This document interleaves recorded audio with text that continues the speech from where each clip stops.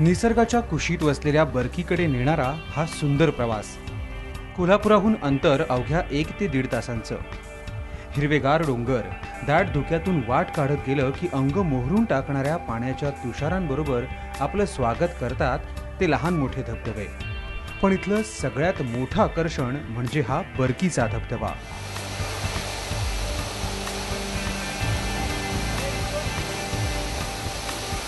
उंच कड्यावरून कोसळणारा हा बरकी धबधबा। या ठिकाणी पोहोचण्यासाठी तुम्हाला बोटीतून प्रवास करावा लागतो। आजूबाजूला हिरवीगार झाडी, सभोवताली पसरलेलं पाणी आणि मध्येच दिसणारी झाडं। असा अनुभव आम्हाला पूर्ण भारतात कुठे फिरला आला नाही। असं म्हणतात बोटिंगमधून आणि ते धबधबा पाहण्यासाठी पावसातून किंवा पाण्यातून अशा एकदम जंगल ह्याच्यामध्ये पाण्यातील झाडांच्या मधून ते जाणं एकदम अनुभव जबरदस्त असं सांगतात ते। बोटीतून प्रवास केल्यानंतर इथे लहानसा साकव लागतो। तो पार करून जंगलातून थोडं चालत गेल्यावर आपल्या डोळ्यासमोर दिसतो तो बरकीचा हा कोसळणारा फेसाळ धबधबा।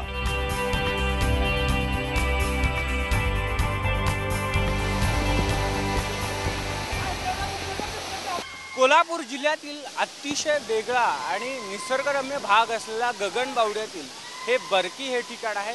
कोल्हापूरच्या पावसाचं वेगळेपण किंवा पश्चिम घाटाच्या पावसाचं जे वेगळेपण आहे ते या ठिकाणी पाहायला मिळत आहे। कोल्हापुरासह राज्याच्या अनेक भागातून पर्यटक इथं आवर्जून या धबधब्याचा आनंद घेण्यासाठी येतात।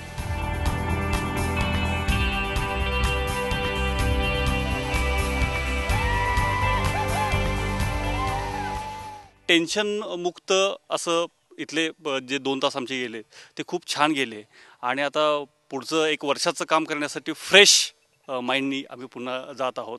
हा प्लेस एकदम बघण्यासारखा आणि सुंदर आणि छान आहे। म्हणजे नाईस प्लेस, असा प्लेस बघण्यासारखा ह्या एरियात तरी कुठे नाही मिळाला अजून। पावसाळ्यात कोसळणाऱ्या धबधब्याखाली भिजण्याचा स्वर्गीय आनंद, बोटिंगची भन्नाट सफर आणि प्रदूषण विरहित वातावरणाचा जर तुम्हाला आनंद लुटायचा असेल तर कोल्हापूरमधील बरकी या ठिकाणाला नक्की भेट द्या।